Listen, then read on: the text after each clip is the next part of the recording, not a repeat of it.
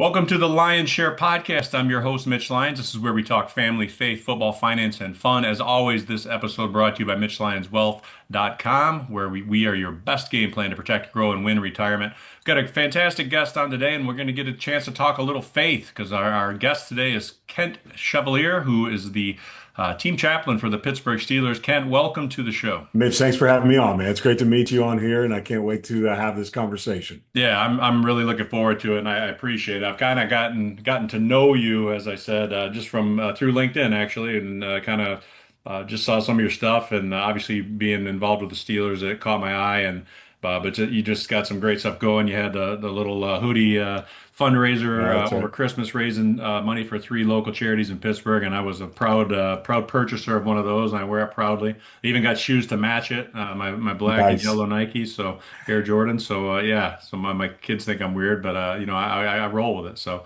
That's right, man. You got to support it. Go. yeah, so gosh, man, let's just kind of take us back a little bit and just to expand on that. I mean, I know you do some keynote speaking. You're a husband and father of three daughters as well, which is a full-time job. I know That's you've right. got your first wedding coming up, which is fun. But I guess take the listeners through just a little bit of what kind of a synopsis of kind of where. Yeah, I know you grew up in the Pittsburgh area, but how did you get to this point in your life?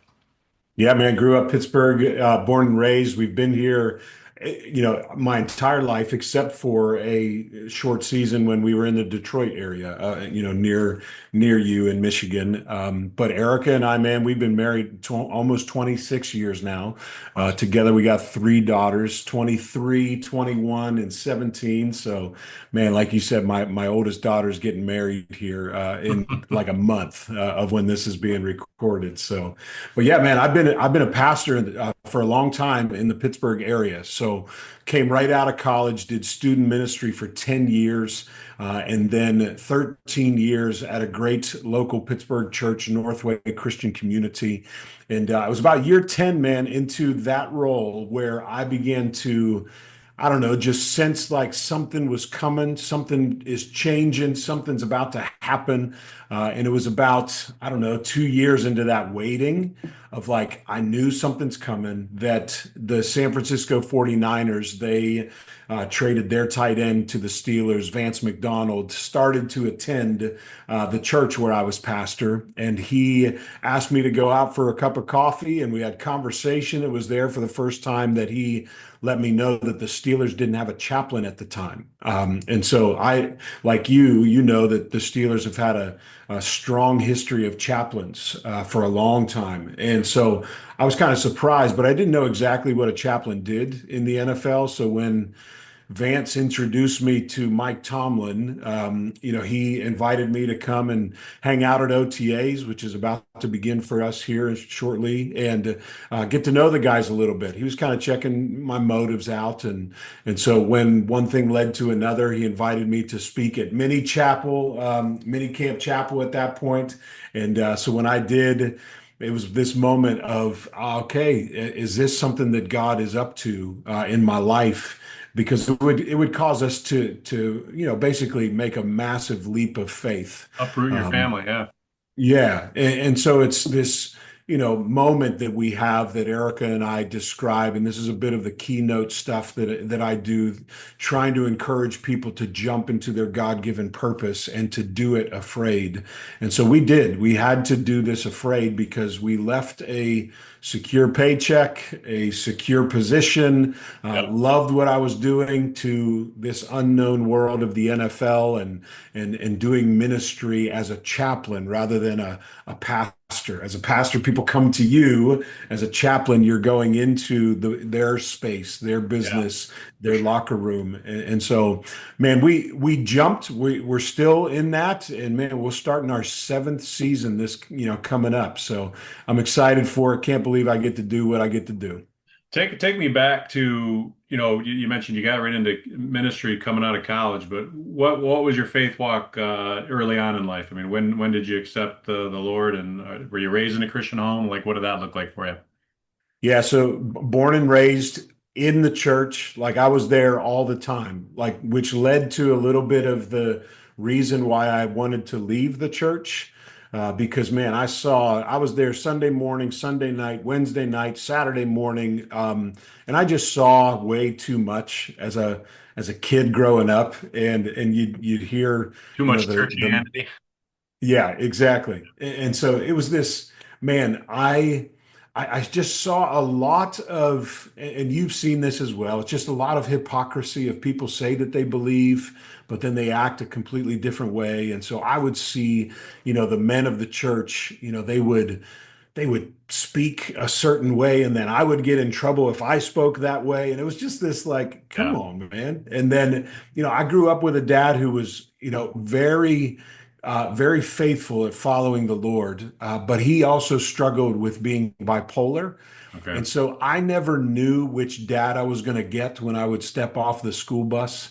Was I going to get the dad who would, beat me, or would I get the dad who would give me a hug and walk me towards Jesus? So I was really confused as a kid, especially because when we say God the Father, and a lot of times we carry that around in our hearts and our minds. Sure. That God is Father, and if I don't have a great relationship with my dad, then that's going to jack things up a little Yeah. bit. So there was a season when I got into high school where I started to rebel pretty good, not follow Jesus.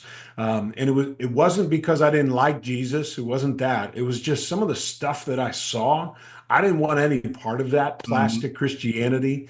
Right. And so I just decided to kind of walk away until, man, I graduated from high school. And it was one of these moments where my parents, they forced me to go to this, and I'm grateful for it now. But at the time, as a 17-year-old kid who graduated from high school, I'm going to this college that I really don't want to go to, but my mom works there, and I have to go there. So I'm just really angry and bitter. And it was at that conference that my parents made me go to, where God just met me in the most extreme, unique way. I felt like, when I tell this story, I felt like everybody up on that stage literally was telling my story. So I thought, this is how angry and bitter I was at my parents and all this. I literally thought It was a that setup. they called ahead. Yeah.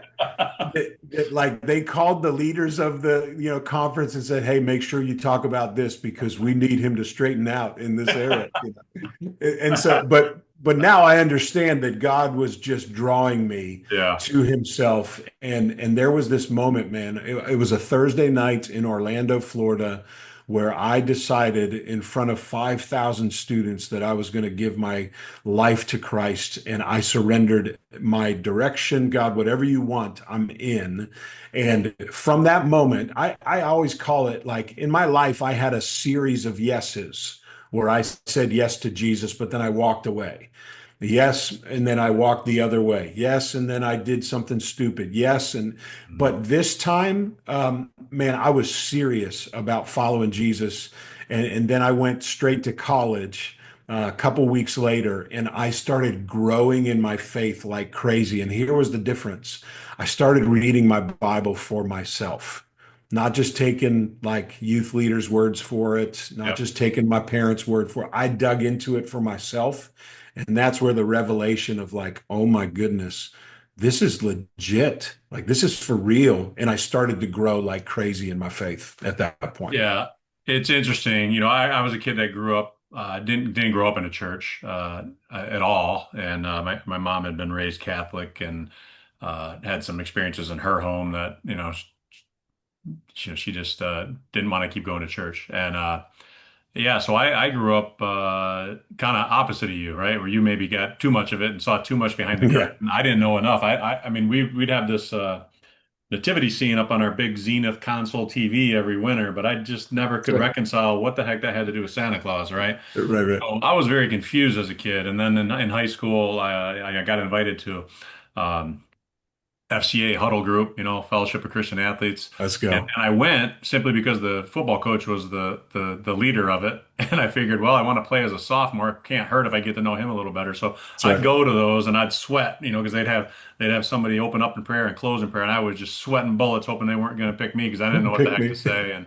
So that was kind of my introduction, right? But I didn't come to Christ till my rookie year in the NFL, which Yeah. and team chaplain in Atlanta, Charles and Melda Collins, they had a big impact on my life while I was in Atlanta. But it seems to be I hear a lot of that kids that were maybe raised in the church, and the point you made, I'd like you to expand on a little bit, or give people encouragement, I guess, on that. When you say you said yes, but you walked away, you said yes, you walked away. I think a lot of us do that, right? Yeah. We want to follow Jesus, and then for whatever reason we don't, or we kind of start slip sliding a little bit. What do you say to somebody that maybe they're quit on themselves to maybe they feel like they quit saying yes because they failed Jesus so many times? I mean, what could you tell somebody in that position? Yeah, I would. It's all a part of to use this theological term, the sanctification process, right? I mean, God, when He gets a hold of you and you do say yes to following Him, that doesn't mean that things are going to get easy. Doesn't mean that there isn't going to be temptation. That doesn't mean, in fact, there will be these moments where you will be faced with the exact same decision before you said yes to Jesus, right? That you'll be faced with it again because there needs to be growth. And so, are you going to make the decision to do it God's way, or am I going to do it my way? And I started to figure out that, okay, when I do it my way, it never turns out great. Someone always ends up getting hurt. I end up with serious consequences in my life. And it wasn't about like behavior modification. So when I really said yes, like, and I got serious about following Jesus, there was this sense of my heart began to ache for the things that were what Jesus wanted for my life, because the truth is that He has the best version of what He plans for our life, but He gives us the free will to choose whatever it is that we want to do. And often where I got in trouble was when, man, I did contrary to what He would do. And so it was this yo-yo for a little bit. When I started following Jesus as like a freshman in college and started reading the scriptures on my own, that's probably what I would say to somebody who, man, you feel like you're yo-yoing. Well, dig into the scriptures for yourself. Don't Yeah. just take that pastor's word for it. Don't take some stranger's word for it who's on Instagram on your feed or LinkedIn who are saying certain things. Dig into it for yourself, because when I did that for me, I noticed that my heart began to follow my habits.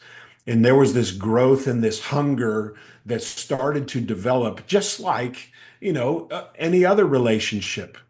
So with my wife, when I'm dating my wife, dude, if I said, hey, I want to date you, and I only showed up for 1 hour a week and said, hey, Erica, I love you, she would be like, I don't believe you. This Like, is I the don't want relationship I'm looking for, Erica. 1 hour a to. week. Exactly. Cut it for me, You Kent. know, and I think that's what like helped me when I started to really grow, is that this was about relationship rather than like doing all the right things. Yeah. This was about, okay, God, you're actually speaking to me as I'm reading your word, and I can then communicate back to you through journaling, prayer journaling, things like that. And so, man, I would just encourage anybody who's trying to figure this out. This is about abiding in the vine, as Jesus puts it, is abide in me and I will abide in you. You don't have to like try hard. It's not like that. It's just about being together, being in that relationship, reading God's word, I was getting just gonna to say, know his at the end of the day, character. open the book. That's exactly right. Dusty Bibles lead to dusty lives, right? That's And right. I've always said too, again, not growing up in the church, I've seen a lot of hypocrisy and stuff, and I think it's true to say that the worst case against Christianity at times are Christians, right? I mean, people Yeah, on the outside looking in, well, they're no different than me, so what do I need Jesus for, right? that's And right. it's man, and that's a bad point fingers, but there's three pointed back at you, and Always three. That's right. and it's frustrating to see, and we've all had our moments where we've fallen and continue to fall, and maybe don't shine the best light on Christianity, but it's not a religion, and that's what I learned, and that's why, frankly, I'm glad I didn't grow up in a church looking Yeah, back on it because I didn't get caught up in the denominational stuff and how you worship or can you dance or can you listen to music and all that. All I know is what I read in the Bible, right? I just know that's right. Jesus as I read him in the Bible, and that's been freeing for me. So, Yeah, uh, all right, well, that's cool. Let's jump. Let's fast forward. You're married. You uproot your family from Detroit. You head to Pittsburgh, and you begin that journey as a team chaplain. that's right. I guess pull the curtains back a little bit for people to understand, like, what does that look like on a weekly basis? What are your duties? I mean, I know a little bit from my time Sure. 25 some Yeah. years ago, but what does that look like for you? Times of the year and during the season, that kind of stuff. Yeah. Well, so what's wild about this position is I get to do this with my wife Erica. So she's the way that we kind of describe it is that, and it's not exactly this way, but she's the chaplain to all the ladies. Yep. I'm the chaplain to all the guys. So with every guy in the NFL coach, there's probably a wife and a family that's with that. And so we would say that, man, we're just kind of the team pastors. Yeah. And so we're here to serve in any way. And what that looks like for us is once training camp begins, man, like I'm at training camp. I live up at St. Vincent College with those guys for a month. And every morning I am offering Bible study to anybody who wants to come and be a part of that. It's not forced. It's an invitation of anybody who wants to. How And often is that? so every morning, Coach Every morning. Tomlin wants that. Yeah, Awesome. yeah. Okay. Cool. So I'm busy during that Yeah. time because you're getting to know everybody. You're not only getting to know new players, but you're getting to know new coaches and their families, and then support staff. And it's a whirlwind for us of just building brand new relationships year after year. And so when I'm up at training camp, man, I'm away from my family for that month. But good thing, man, we only live an hour and 20 away, so I can sneak on the off days to get home. And then once the season begins, man, Erica has Bible studies for all the ladies. So think players' wives or girlfriends. She has a Bible study. She has Bible study for coaches' wives. She has a Bible study for the scout wives. And then I am a mirror of that with all the guys. So coaches, Bible study, players' Bible study. I will preach at chapel or I'll have guests at chapel, which always happens the night before in our particular setting. And so that's an incredible moment that I get to. I'm just honored that Coach T would invite me to travel with the team. So wherever they are, man, Coach Tomlin allows me to be there. And Erica and I just kind of describe our ministry as the ministry of availability. Like we're here to help, we're here to serve. Even things like, man, we've developed trusted babysitters Yeah. that, these, guys who are from out of town and they got families who can I trust to be able to take care of my little ones. Well, we've taken it upon ourselves to, man, we've got this list of trusted people that we've known our entire time here in Pittsburgh to say, hey, you can trust them. And then another big one for Not to us, man, mention is you've got three daughters. I'm guessing you kept them busy. yeah, exactly, exactly. It's been a great thing, like dog sitting, things like that for the girls, has been a great little business for them. Sure. But then one that we love is that we love to have couples over to our home. We'll do a couples group, and it's really just coming alongside these players couples that man you might just need a home cooked meal Yeah. because guys you know how it works, man. You're leaving the facility at 6 o'clock. You've just grabbed cafeteria meals the whole day, and we say things like, hey, just come around our table as couples and we'll share, from the scriptures, even just life experience, man. We've been married almost 26 years now. And so just, hey, we're here to help and serve. So that's some of the nitty gritty of it. And I'm at practice. I'm at the facility every day with these guys. OTAs now begins. And so I'm back in there with those guys, just building relationship. You running hills and sprints and stuff when you're out there for that month, whipping yourself. What, dude, what's so different now about St. Vincent is that you'll see like the electric bikes that are going up in the hills and everything. So the I weight got room to is get out there. busy. I'd love to go back. It's been forever since my Oh last year. man, you got to come, especially for the alumni day, man. 20, yeah, I saw that last year. I need to do that. Hopefully it'll time up. I know the Tigers are playing the Pirates in Pittsburgh sometime. I think it's in July or August, so I'll have to time that up. Dude, that'd be perfect if that worked out. Yeah. Yeah, that'd be really cool. So yeah, no, that's great, and you're a lot more present than they were allowed to be back when I was there. So that's cool that you can because that I mean availability is key, man, especially when somebody's Yeah, searching. I mean, I had a million questions my rookie year in Atlanta, right? It was just that time of life when I'm really from my senior year in college on, just yeah, the end of the world as I knew it was coming to an end, right? You've been in this little right. incubator, everyone's taking care of you and scheduling your classes for you and all football's all you know, and maybe I'm going to get drafted. Maybe I'm not. I didn't know, and fortunately, I got a 7-year career. But I always tell kids, I go, yeah, I played twice as long as the average, and I was retired at 29. God willing, there's a lot more life beyond that. So, That's right. you know, That's right. but I had a million questions as a young guy searching for answers, right? And I was Well, and I that's was what's great peppering about Coach Tomlin is that he invites me to be at the practices. He invites me to be at the team meetings. He just invites me to be around because he knows that there are guys who, okay, man, I don't know who to trust here. Yep, And what will often say to the guys is like, I have nothing to do with the X's and O's and playing time. Like that's not my yeah, lane. I right, stay in this lane over here and keep my head down. So if you need help, if you just need to talk, man, and yeah, do what's wild is that on the practice field, you know how it works. There's 10-minute periods, yep, and offense one goes out against practice squad D, and I'll get some of those guys who will come over because they know that they can get out of the conversation very shortly. So if it gets uncomfortable, whatever, they're like, okay, I'll come over and I've got a 5-minute window here, and they'll ask me the craziest, great questions and then I've only got like 2 minutes to respond to it, and then maybe we can grab lunch right, afterwards, yeah. kind of thing. So I just love that Coach T has the vision for that and allows me to be on the sidelines with them. Yeah, that's awesome. Well, so I guess talk about a little bit. I mean, obviously you see the full gamut of it. You've got the 10-year vet who knows he's got a place on the team. Obviously, he's starting lineman or whatever, a starter, right? Versus the kid Yeah, that maybe is coming in undrafted, kind of like where I was drafted, but kind of same feelings like, man, I don't know if I belong here. I mean, you might only have them for a month, right? Because that's they right. might get cut and the way they go, right? But you can still have an impact on those kids. So That's right. how do you balance that in terms of trying to pour into guys that maybe aren't even going to be there beyond a month? Yeah, I will.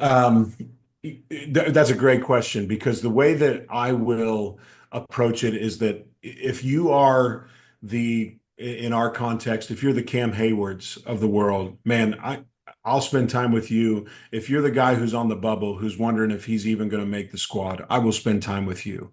And that's what I love about being up at St. Vincent is that availability just to be in the cafeteria, to be able to be at all those things just all the conversation. So I've got to be able to be willing to say, "Hey, bro, great to meet you, man. Where you from?" and get that conversation going. Right. And once they realize it's getting easier for me now, dude, the first couple of years it was very difficult because everybody's questioning my motives, like what's my angle Yeah. and all this. Right. But now that I've been with some of the veterans for a while, and they are some of the spiritual leaders on the team, when they begin to advocate for me, oh man, it's so much easier Right. because I'll even say things like, bro, just go talk to Alex. If you're wondering about me, just talk with Alex because I get it. You don't know if you can trust me. And Sure. I'll just even say that, but go talk to Alex, tell him, what's going on. And it might even be a better thing for you to talk with Alex because you can trust him. And that kind of goes like, I can see them go, oh, okay, this dude he's not being pushy Yeah. or anything like that. Well, So it's and I getting can easier. I remember from experience too, not because I wasn't a believer, but guys that weren't though. But if you're around enough, and like and in your situation, you are there on a daily basis, whether they're believers or not, they're probably at a certain comfort level with you, right? And Yeah, and you can just keep dripping. You can keep dripping on them because God will work in that's His right. own time. And again, like you said, just be available, man. When the time's right, That's right. you're there. They're comfortable with you. They know they're aware of your relationship with other players and whatnot. That's So right. that's Yeah, cool, man. and you'll see certain guys like my style. I'm an alongside man. I am not pushy whatsoever. I don't think you should be in these settings. But what's wild is that everybody coming in will have a perception of what a chaplain does and who a chaplain is. And whether if that's good or bad, I still got to figure out how to, live up to whatever their perception is of pastor or chaplain. And so I have it's become important to me that these guys realize like, bro, I don't talk about Jesus 24/7. Like when I go home, I'm watching football. I'm a sports guy. I'm a dad. And so like when I start spitting that kind of stuff, just everyday life, eventually, bro, they will turn the conversation to, well, how, and they realize like, okay, I'm not a Bible thumper, man. I ask questions. I'm here to serve you like any way. And when I say things like, so bro, if you need to know like the best restaurants, man, I grew up here my whole life and I'll help you out. Things like that. It eases up, guys. So it's getting easier. Yeah. So with, with respect to guys that have been with you, I suspect there's been some that have been there the whole time, right? I mean, mentioned Cam Yeah. Hayward, he's been there a while. Is it hard for you? Obviously there's a lot of turnover in the NFL. Yeah. Is it hard for you and Erica? She obviously builds relationships with wives, and then all of a sudden somebody's traded or cut and released. That's right. That's got to weigh. It's got to be a bit of an emotional roller coaster there, but it's kind of part of the league, and it's true of anybody that works in the context of the NFL. That's just part of the game. Yeah. Dude, I will never forget because I didn't have a category for how any of this worked. And I'll never forget setting up a lunch with a young man who was kind of on the bubble. And now I even know that language, right? But I didn't know it back then. And I'm sitting in the cafeteria because we said, hey, we're going to meet. And the time came and went, and I'm like, man, I wonder where he is. Like, what's going on here? And so I go back into the locker room, and I see the equipment guys taking down his name plaque. And I was like, well, what happened? And boom, he was already on a plane to Seattle. He had just gotten, picked up. He was on the practice squad. Oh, I don't okay. even understand how any of that worked. So like Here today, gone now, tomorrow, man. exactly. And the running joke in the NFL is, it stands for not for long, right? And so we've come to because Erica and I are deep relationship kind of people. We love building relationships. We go deep and we invite people into our home and we want to be a part of their lives simply to be those alongsiders that are almost like for the players and their wives or girlfriend, like spiritual parents, if you will. Right. And so when it comes to the end of the season, man, our heart like it breaks a little bit when it comes to the free agency stuff. Man, it's not so much excitement. It's, man, okay, bro. Now I've got to connect you to that team's chaplain. Yeah. And if they don't have a chaplain, I'm going, oh man, well, you got to go start something, right? And it really stinks because what a lot of people don't know about the NFL, man, is that a guy's got to be on a plane and report that next day. And if he has a wife and kids, and if they're in the city with him, dude, they're left picking up the pieces Yeah. while he has to go to work and she's got to figure out, okay, how am I going to pick up and are we actually going to move our kids now and all of Yeah. those I things. mean, It's brutal. unfortunately, in my 7 years, I've never experienced that personally, like middle of the year kind of thing where Yeah. I was the guy, I was the guy that you rented everywhere I was, and usually I Yeah. was just picking up whoever got released. I was renting their house that fall Yeah. because they needed somebody. Yep. I would I would oblige them and just take over the payments while I needed it, and then Yeah. end of the Because season. we as fans, if you will, if I put it this way, fans know the 30 names and they know the 30 numbers that are getting all that playing time, not even really realizing that there is, okay, you fill that out. There's another 23 dudes that you don't know their names, but then you got the practice squad of Oh yeah, 16 that yeah, make it all happen. And all those guys, their life is up, down, roller coaster. Man, I might be on the West Coast. yeah. I just got traded or I got picked up because I dropped on the practice squad. And man, it is a difficult business. And Coach T will often say things like, man, you guys are the product. Just realize in the NFL, you are the product. and that we are the source. Speaking of the, ownership and the coaching staff, and these guys, man, they might not be in that team meeting tomorrow. Hmm. So you just never know. It's a very difficult business. And for those guys, and I was that guy, man. I went to every camp, I mean, thought I always went to camp thinking I was going to make the team because you have to think that way. But in Right. reality, you're an injury away or whatever from, and I always planned every year would be my last. I knew I'd be right eventually. It took me 7 years to get there, and it was a blown out knee to do it. But Oh the reality yeah. of it is, what you're doing is so impactful for guys. Believers are searching just because. I mean, that is such a it's a high pressure, as I had a coach in Atlanta, Frank Gans, special teams coach, kind of a guru, special teams guy, and Mhm. he'd always say, "This is the high performance industry, man. And Yeah, if you're not performing at the highest the highest level, you're not going to be here for long." I mean, that's my right. actual coach Jerry Glanville, my first year in Atlanta, he was the guy that coined the "not for long" thing on the Yeah, NFL okay, films, yelling okay. at the ref. This is the NFL, which stands for not for long. If you keep making calls like that. But it's a lot, man. It's a lot of pressure for kids, especially young guys, man. A guy coming Yeah, out, is not now. Maybe they had some money in college because of the NIL, but right, right. I came out never having to check more than two digits. I was happy to start cashing camp checks, right? I think Yeah, back that's then I right. was getting $800 or $600, $700, something like that a week back in the early Yeah, 90s. I don't know yeah, what they make now. I'm sure it's a lot more than that.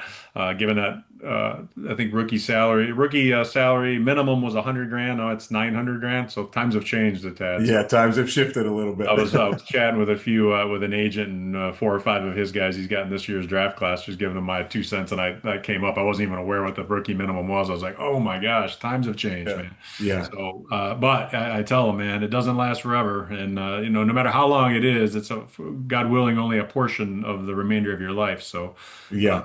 you know, Well, and that's so. perspective. And that's the thing for me. And that's why it was so important to come to Christ early in my career, man, because it just gave me that peace. Like, hey, regardless of what happens, man, I'm not in control of all this, right? And Right. just to have that peace that, hey, if it's 7 years, if it's 4 years, if it's 15 years, whatever, it's all according to His will. And I'm gonna do my part. I'm gonna work like I make a difference and pray like He does. So, Absolutely. That's right. I love that line, man. Yeah, pray like God and work like I. yeah, yeah, So yeah. that's So. good. Well, man, I appreciate you taking the time. It's been a pleasure getting to know you a little at a little deeper level and hearing your story, and hopefully I can make my way down to Latrobe this summer sometime. And it's been a while. It'll be a nice just walk down memory lane and not have to get beat up because That's people right. always say, do you miss it? I say I miss Sundays. I don't miss Mondays. So, Yeah, that's right. but Yeah. I I hear appreciate it, brother. guys, yeah, Thanks I for hear coming guys on. all the time. They say, man, like I miss the brotherhood, but Yeah. I do not miss getting beat up. It's hard to recreate the locker room atmosphere at the local country club. Yeah, It's that's not, true. it's not quite the same. You can't come around and give them a pat on the butt, and That's they, right. they they take it wrong. So yeah. That's Well, right. listen, brother, I appreciate you coming on. And hey, folks, if you like this episode, go ahead and like it, share with your friends. I think Ken can make a nice impact on a lot of people. So please do share it. And as always, again, this episode brought to you by MitchLyonsWealth.com. Check us out, and we'll look forward to the next episode. Until then, God bless.